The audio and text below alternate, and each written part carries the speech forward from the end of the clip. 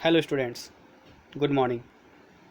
Welcome in mathematics class with Upendra Kumar Sinha, Department of Mathematics from Bhagavat विद्यापीठ छपरा। बच्चों, आज हम लोग linear equation in two variable chapter को continue रखेंगे।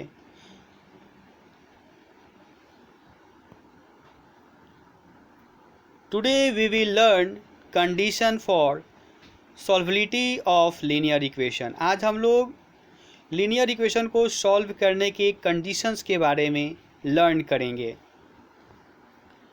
The system of a pair of linear equations a1x plus b1y plus c1 equal to 0 and a2x plus b2y plus c2 equal to 0, these are the two equations। यहाँ पर दो equations दिए गए हैं। तो if a1 by a2 not equal to b1 by b2, यदि a1 by a2 जो है वो b1 बाई b2 के इक्वल नहीं होगा, देन द इक्वेशन है यूनिक सॉल्यूशन। तो इक्वेशन के सॉल्यूशन जो होंगे वो यूनिक होंगे। और इस कंडीशन में जब हम ग्राफ ड्रॉ करेंगे तो ऑन ग्राफ लाइंस जो होंगे वो इंटरसेक्ट करेंगे, यानी कि बोथ इक्वेशंस के जो लाइन ड्रॉ करेंगे वो एक दूसरे को एक पॉइंट पर कट करेंगे। सेकेंड केस होगा a1 by a2 is equal to b1 by b2 is equal to c1 by c2। इस कंडीशन में इन्फिनाइट नंबर ऑफ सॉल्यूशंस होंगे, सॉल्यूशन होंगे और बहुत सारे सॉल्यूशन होंगे। और जब हम लोग बोथ इक्वेशंस के लाइन को ड्रॉ करेंगे तो ये ग्राफ पर कोइंसिडेंट लाइंस होंगे, यानी कि एक दूसरे को ओवरलैप करेंगे। ओवरलैप, एक लाइन दूसरे लाइन के पूरी तरह से ऊपर होगा। थर्ड कंडीशन जो होगा वह a1 by a2 is equal to b1 by b2 not equal to c1 by c2 होगा। तो इस कंडीशन में नो सॉल्यूशन, और ग्राफ पर जब लाइन को ड्रॉ करेंगे बोथ इक्वेशंस के तो लाइंस पैरेलल होंगे। इसी से रिलेटेड हम लोग नेक्स्ट एक्सरसाइज 3.2 पढ़ेंगे अभी। तो 3.2 का फर्स्ट क्वेश्चन जो है कह रहा है कि form the pair of linear equation in the following problems. जो दिया गया प्रॉब्लम है उससे हम लोगों को लीनियर इक्वेशन को फॉर्म करना है एंड सॉल्यूशन को ग्राफिकली फाइंड करना है। तो फर्स्ट क्वेश्चन जो है ये कह रहा है कि 10 students of class 10th to part in mathematics quiz. Mathematics quiz में 10 स्टूडेंट्स जो है वो पार्टिसिपेट करते हैं। If the number of girls is 4 more than the number of boys, तो find the number of boys and girls who took part in the quiz. तो यहाँ पे हम लोग को नंबर ऑफ बॉयज़ और गर्ल्स निकालना है। तो एक सबसे पहले हम लोग सपोज करेंगे let number of boys be x and number of girls x। तो according to question since 10 students हैं then x plus y equal to 10 equation 1 होगा, and y minus x equal to 4, चूँकि गर्ल्स की संख्या क्या है 4 more then boys है, तो y minus x equal to 4 यह इक्वेशन 2 होगा। फ्रॉम द इक्वेशन 1 हम लोग y को x के रिस्पेक्ट में कन्वर्ट करते हैं, तो y equal to 10 minus x, और इससे एक टेबल तैयार करेंगे और 3 पेयर्स 3 वैल्यूज़ को लेंगे, x के 3 डिफरेंट वैल्यूज़ को लेंगे और उसके आधार पे y के 3 डिफरेंट वैल्यू आएंगे। एटलीस्ट 3 पेयर ऑफ वैल्यूज़ को हम लोग ज़रूर रखेंगे यहाँ पर। तो x का वैल्यू 2 रखते हैं, 10 माइनस 2 8, x का वैल्यू 4 रखते हैं, 10 माइनस 4 6, x का वैल्यू 6 रखते हैं, then 10 minus 6 4। From equation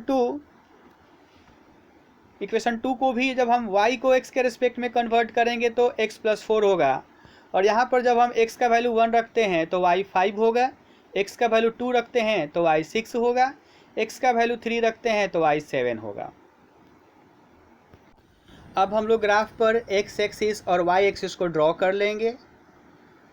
cut कर रहा है, x एक्सिस पर वो ओरिजिन हो गया, राइट साइड में पॉजिटिव नंबर्स को x एक्सिस के और लेफ़्ट साइड में नेगेटिव नंबर को। वाई एक्सिस पर, एक्स एक्सिस के ऊपर पॉजिटिव नंबर्स को, नीचे निगेटिव नंबर को।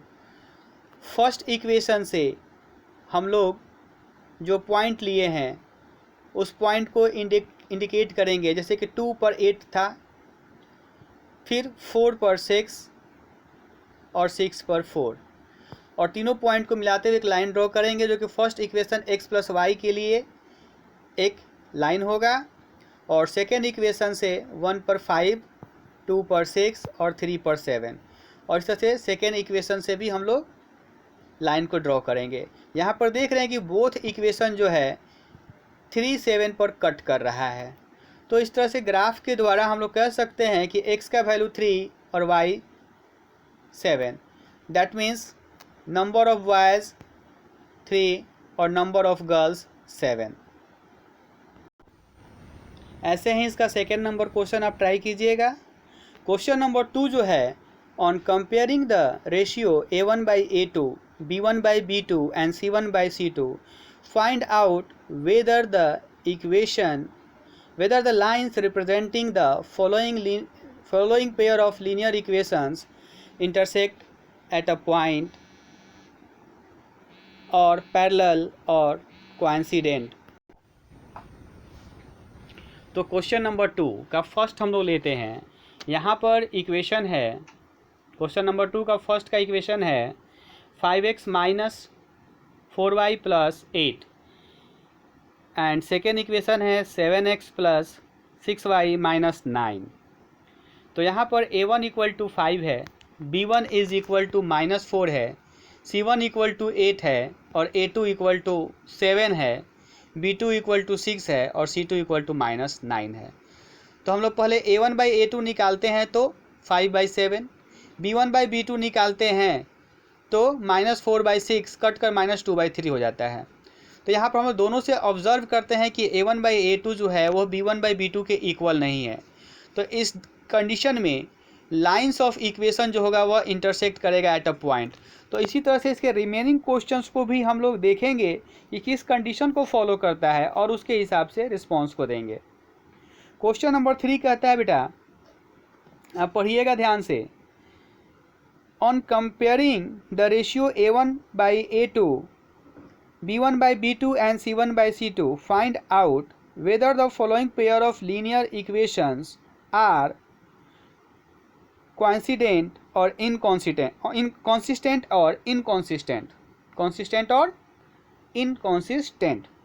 तो हम लोग यहाँ भी क्या करेंगे, पहले A1/A2 और B1/B2 निकालेंगे। अगर यहाँ पर A1/A2 not equal to B1/B2 होगा तो एटलीस्ट वन सोल्यूशन होगा और कॉन्सिस्टेंट होगा। अगर दोनों इक्वल हो जाता है, A1/A2 is equal to B1/B2 होता है, तब C1/C2 निकालेंगे।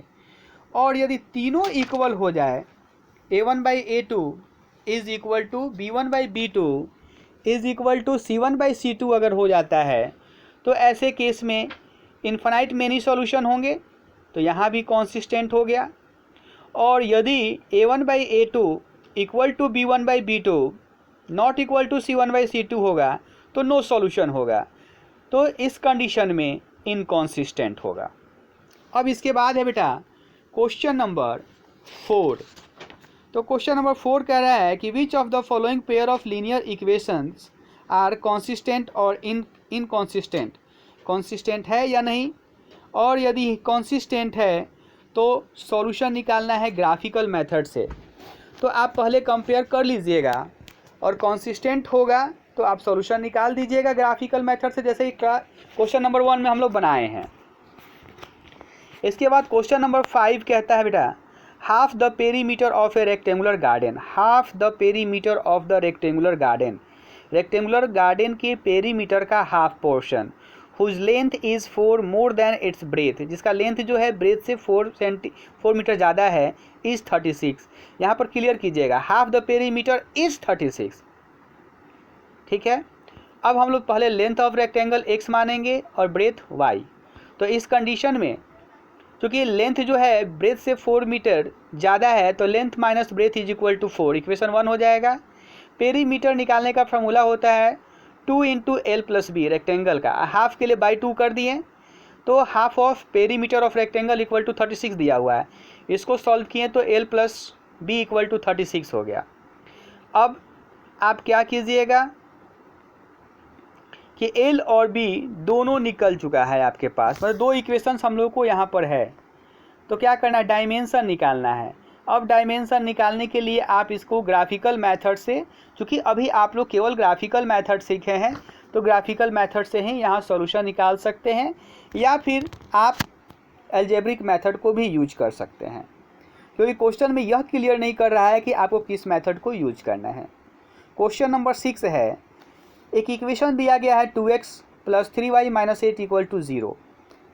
हम लोगों को अनदर इक्वेशंस लिखने हैं, तैयार करने हैं इन टू वेरिएबल्स में, जो कि ऑल थ्री केसेस को फॉलो कर सके, दैट मीन्स इंटरसेक्टिंग अलाइन। तो इंटरसेक्टिंग अलाइन के कंडीशन में a1/a2 not equal to b1/b2 होगा। तो हम लोग एक ले सकते हैं 5x प्लस 7y माइनस 9, आप और भी ले सकते हैं अपने से। दूसरा है पैरेलल लाइन, तो उसके लिए पैरेलल लाइन में a1/a2 equal to b1/b2 not equal to c1/c2 होगा। तो हम लोग यहाँ पर 2x प्लस 3y माइनस 18 ले लेते हैं। इसके बाद कोइंसिडेंट लाइंस, तो इसके लिए हम लोग a1/a2 equal to b1/b2 equal to c1/c2 होता है। तो हम लोग 4x प्लस 6y माइनस 16 लेते हैं। तो तीनों ही कंडीशंस को यह एक सॉल्यूशन है जो कि सेटिस्फाइड करेगा, सॉरी इक्वेशन है जो कि सेटिस्फाइड कर रहा है।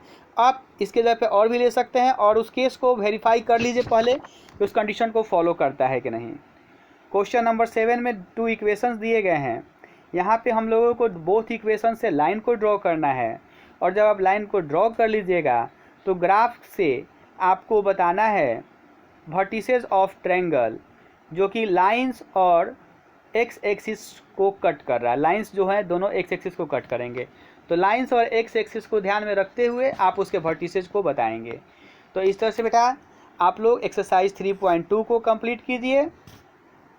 Have a nice day, thank you.